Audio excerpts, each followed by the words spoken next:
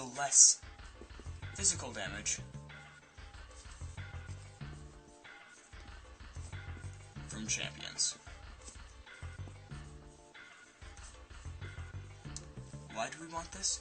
Because when you're walking at the enemy team right up through lane, you're going to want to walk right through the minion aggro and go on to them.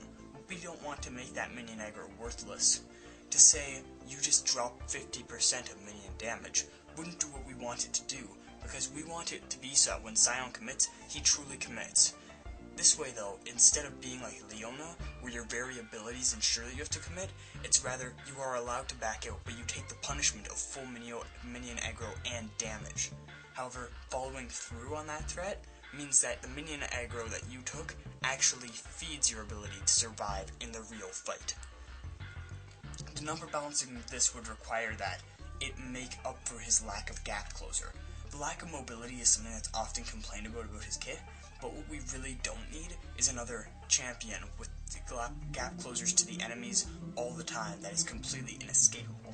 What we want is to give him power to compensate for the lack of that, and retain that lack of mobility, which feeds his identity both in the lore and in terms of his historical gameplay. For that reason, this passive seems to me to be the best option that we can do.